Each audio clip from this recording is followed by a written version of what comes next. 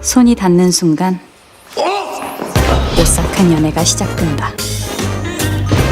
In the K-drama world, careers get built fast and burn out faster. One breakout role, a year of magazine covers, and then they quietly disappear. And then there's Park Eun-bin. Ask any K-drama fan and they'll tell you the same thing. She's the one you trust. Whatever she's in, you're watching it, and you already know it's going to be good. But let's be honest, every fandom says that about their favorite. So, is she actually that good? Let's find out if she's earned it. And for that, we have to go back to when nobody knew who she was. Park Eun-bin was born in Seoul in September of 1992, and by the age of 4, she was already working, modeling for a children's clothing catalog. At 5, she made her acting debut in a drama called White Nights 3.98, sharing a set with veterans like Lee Byung-hoon and Lee Jung-jae before she was old enough to know who they were. She was 5 years old, and the whole thing was her idea, not her parents'. Hers. She's been very clear about this over the years, saying that the person who wanted this life was her, which means that every sacrifice that came afterward was one she signed up for herself. And there were a lot of them. It was school during the day and sets at night, with homework crammed into the back of a van somewhere in between. In her own words, she had no time to relax, she never really went out, and she never broke the rules the way other kids did. While the rest of us were busy figuring out who we were, she was already at work being somebody else. In 2009, at the age of 16, she won Best Young Actress at the KBS Drama Awards. She had already been doing this for 11 years, and producers trusted her with basically anything. Which is how, at 9 years old, she ended up doing the single most dangerous thing. In 2002, North and South Korea reopened a railway line that had once connected them, and there was a ceremony to mark it. What the organizers wanted was a performance about peace, with a little North Korean girl at the center of it. They cast Park Eun-bin, which meant that to do it, she had to physically cross the demilitarized zone into the north and then walk back into the south. She is reported to have been the first civilian ever to make that crossing. Sit with that image for a second. A 9-year-old in costume walking across the most heavily militarized border on the planet while soldiers and news cameras watch her do it. And here's the part she only revealed years later, on the variety show Happy Together. The ground she walked across had not been cleared of landmines. North and South Korea wouldn't begin demining the DMZ until 2018, 16 years after that walk. Nobody had swept the earth underneath her feet, and they sent a 9-year-old across it anyway. She hit her mark, obviously. She always hits her mark. That's sort of the whole point of her. But think about what that tells you about how the industry saw her. She was the one you could send anywhere, because she would show up, she would deliver, and she would never make it about herself. And look at what she was actually being sent to do. She played the child version of the heroine, which is a very specific and very thankless job. You're the little girl in the first 2 episodes whose suffering sets the story in motion, and then in episode 3, a famous adult actress walks onto the set, takes over the part, and carries it the rest of the way. Cry, wreck the audience, step aside. Her name sat in the credits underneath everybody else's, which, as she was about to find out, is not remotely the same thing as being wanted. And here is where her story should have ended, the way it ends for almost every child actor. You age out. The parts stop coming. For a while there, it really did look like that was going to be her. In 2012, at 19, she finally got her shot at a leading role in a time travel romance called Operation Proposal, opposite Yoo Sung-ho, who was also a former child actor. 14 years of waiting, and the industry had finally put her name at the top of the poster. It flopped. The drama came and went, and nothing happened afterward. No breakout, no moment, no phone calls. And so the girl who had been on television her entire life went right back to supporting parts. Just think about where that leaves her. 14 years of work, an award already on the shelf, and every producer in the country knowing she would turn up on time and give them exactly what they needed. And at 19, she's standing in the wings again, watching somebody else play the lead. Because here's the hard thing this whole story runs on. Being dependable will get you hired. It will not get you cast. So she went and did something else entirely. She went to college. She enrolled at Ewha Women's University in 2010 before transferring to Zhejiang the following year, where she studied psychology, picked up journalism alongside it, and graduated with a double major. And she absolutely did not coast through it. She served as a class representative, and by her own count, she'd spent 10 of her 12 years of schooling in some form of student leadership. She graduated with honors in 6 years while working the entire time as a full-time professional actress. Which brings us to the thing that actually explains Park Eun-bin. It isn't beauty, it isn't luck, and it definitely isn't some magical natural talent that landed on her at birth. She just does the homework every single time. That's the whole trick. And then, strangely enough, after all those years of being in the spotlight without ever quite being seen, things start to align for her. 아니야, 우리 동갑인데 말 놓자. 나 연남동 살고 방이초 안 나왔고 이상형은 송중기. 만나서 반가워. 하루 걸러 소개팅, 미팅, 소개팅. It starts in 2016 with Age of Youth. And here's the lovely thing about it. She isn't the lead. She's one of 5 women sharing a house. And on paper, she's a supporting player again, which is the story of her whole life at that point. She plays Song Ji-won, this strange, funny, slightly unknowable girl who tells ghost stories and says the wrong thing at the wrong moment and is quietly, obviously lonely underneath all of it. And viewers just fell for her. Not the show, her. She wasn't the main character and it didn't matter. People finished the drama and went looking for her name. She came back for the sequel. And the offers started coming. Then in 2019 came Stove League, and this is the one where the industry properly sat up. Next came Do You Like Brahms, where she plays an aspiring violinist. And she could have faked it. A hand double, a couple of close-ups, and nobody would ever have known the difference. She had taken violin lessons as a child and then forgotten how to play. So she spent 3 months relearning the instrument from scratch, purely so the playing on screen would be real. She told almost nobody she was doing it. Viewers only worked it out when the show aired. 오늘 같이 연주해줘서 고마워요. 조심히 가요. She won Top Excellence Actress at the SBS Drama Awards for it. And then in 2021 came The King's Affection.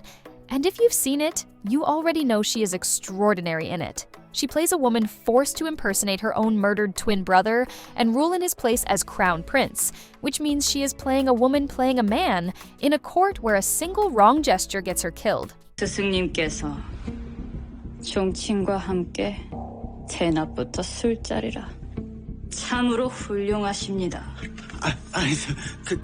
Watch her hands in that show. Watch how she holds a sword like someone who was taught, and holds her shoulders like someone terrified of being found out, both at once in the same shot. And then there's Ro-woon.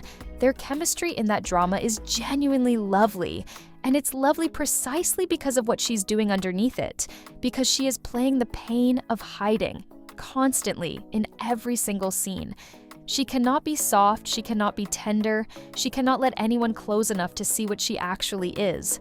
And yet with him, you can see her wanting to. You can watch her decide over and over not to. That's the whole performance right there, and she does most of it without a word. It won her the top acting prize at the KBS Drama Awards, and the drama itself went on to take the International Emmy for Best Telenovela, which no Korean production had ever managed before. So look at the run she'd put together. An ensemble comedy, a baseball drama, a classical music romance, a cross-dressing historical thriller. 4 completely different registers, and she lands every single one. And here's the thing. She still isn't a household name. She isn't on billboards. She isn't trending. But somewhere in those 5 years, something quietly shifted in the industry.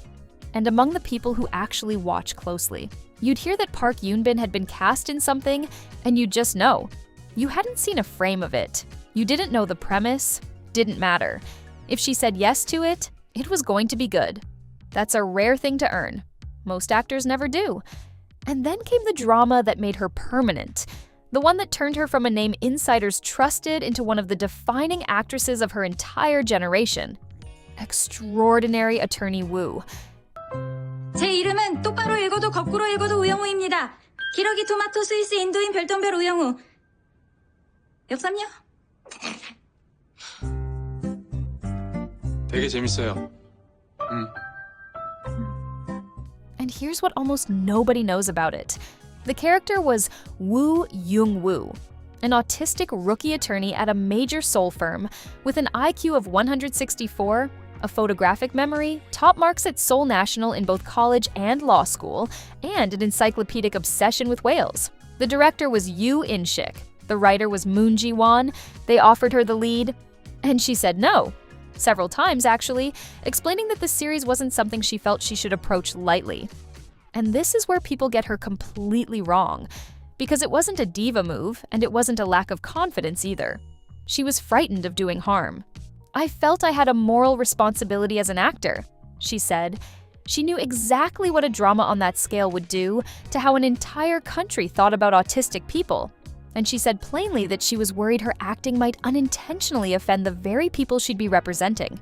Reading the script, she admitted, was the first time in her whole career she genuinely had no idea what to do.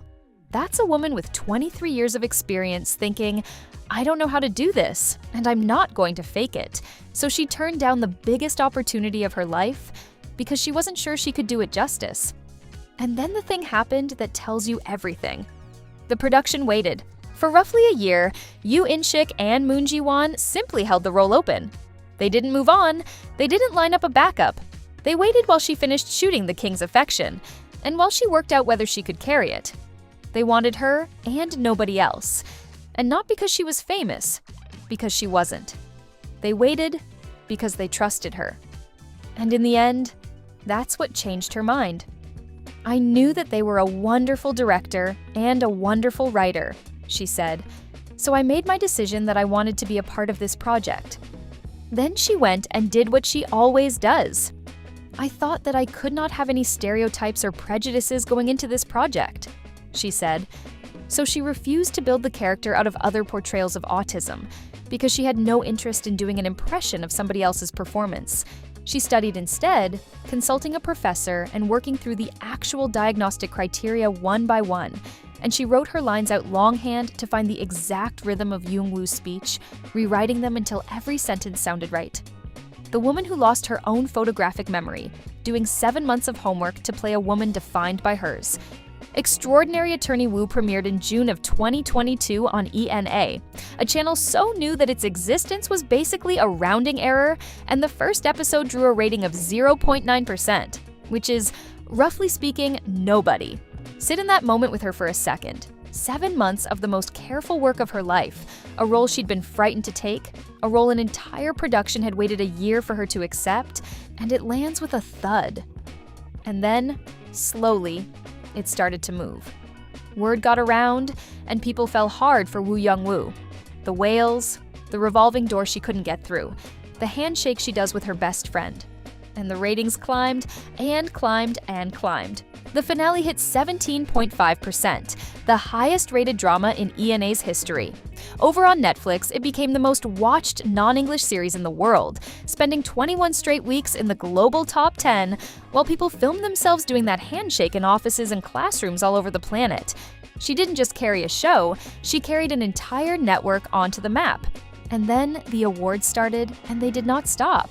She won Best Actor at the Asia Contents Awards. She picked up the Rising Star Award at Critics' Choice Asia Pacific, which is a Rising Star prize handed to a woman who had been acting professionally for 24 years, and is therefore my favorite award in the history of awards. Gallup Korea named her Television Actor of the Year, and then in April of 2023 came the big one. The 59th Baeksang Arts Awards is the closest thing Korea has to the Oscars, and they read out the Daesang, the grand prize, which exactly one person a year receives. They said her name, and she cried. She became the first actress born in the 1990s to ever win it. 25 years after a 5-year-old walked onto a Saguk set, she was standing at the very top of her industry. Here's the part I keep coming back to, though. Everything she had been afraid of came true, in both directions. Some autistic Koreans said they were seeing themselves on television for the first time in their lives. Others pushed back, fairly, saying no autistic person in Korea is realistically getting handed the career Young-woo gets handed. And she had known both of those were coming. She said so out loud before she ever signed the contract. That's why she said no, and that's why she spent 7 months on it instead of copying somebody else's performance, which is the version of reliability that actually matters here. It isn't that she'll get you a hit. It's that when you hand this woman something fragile, she isn't going to break it. For someone who reached that summit, she has stayed weirdly, stubbornly normal. Reporters in Korea say she's a dream to interview, and not because she's polished, but because she deliberately gives each of them a different answer, so that no two articles end up saying the same thing and stepping on each other. She's thinking about their jobs. She also doesn't bring a designer handbag to set. She brings a pink floral children's trolley backpack, which she chose specifically because the wheels light up. 28 years in the most image-obsessed industry on the planet, and she rolls onto set with glowing wheels. She hasn't slowed down since, and if anything, she's become harder to predict. 어머, 이게 지금 텔레비도 나와요? 그럼 이렇게 하면 영화도 나오고. She followed Woo Young-woo with Castaway Diva, playing a girl stranded alone on an island for 15 years who still clings to her dream of becoming a singer. And she sang all the songs herself. Then in 2025, she went genuinely dark with Hyperknife as a neurosurgeon who loses her license and starts performing illegal operations in the shadows. And earlier this year, she turned up in The Wonderfuls on Netflix, a superhero comedy that reunited her with Yoo In-shik, the same director who once held a role open for a year, coming straight back for more. Somebody asked her why she keeps taking the strangest roles she can find, and her answer was almost too honest. Her own life, she said, is so safe and so stable that she gravitates toward people who are nothing like her. I am a type of person who gets bored quite easily, she added. I enjoy doing things that I have never done. And then, a reporter asked her what she'd do if Yoo In-shik came back with a second season of Woo Young-woo. Her answer is the exact same woman from 2021. Woo Young-woo, she said, is a work filled with love and deep affection, so she feels a strong desire to protect it. And if she couldn't convince herself there was a real reason to go back to it, then it might be a bit difficult. She would say no again, to the biggest hit of her career, if the reason wasn't good enough. Which brings us to right now, because she's back on our screens and she's doing it again. Spooky in Love is on TVN and streaming worldwide on Netflix, and naturally, it is nothing like anything she has done before. 내 눈에만 보이는 이 오싹한 운명. She plays Chun Yu-ri, a hotel heiress carrying a secret, which is that she can see the ghosts of people who died unjustly. So she wears gloves. Everywhere, all the time, because the second she touches somebody's bare hand, they start seeing them too. Spooky in Love is a remake of a 2011 film called Spellbound, and the role Park Eun-bin is stepping into, it was originally played by Sun Ye-jin. Now think about what that normally means.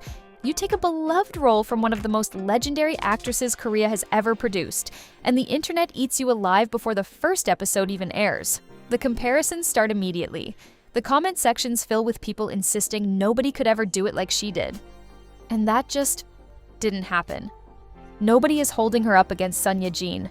Nobody is saying she shouldn't have taken it. Instead, everyone simply showed up, excited, ready to see what she'd do with it. And I think that's the most telling thing in this entire story. Because that reaction isn't luck. She earned it. One drama at a time, over 28 years, by never once giving us a reason to doubt her. That's the quiet promise she's made to all of us. Whatever she picks next, however strange it is, however impossible it looks on paper, it's going to be worth watching. She has never broken it. Not once. So, back to the question I asked you at the start. Is Park Eun-bin the most reliable actress in Korea right now? Honestly, I dare to say yes. And not because of the Daesang, or the ratings, or the awards shelf. Those are the results, not the reason. 28 years, and she has not once given us a reason to doubt her. But that's my answer. You've heard the whole story now, so you tell me yours. Is she the most reliable actress in Korea? Or is there someone you'd put above her? And which Park Eun-bin performance is her best? Attorney Woo, the Crown Prince, the violinist, the castaway, the surgeon? Drop it in the comments. I read every single one. Now, click on this video to see the couples who are still together in 2026 and maybe the secret on how they made it work.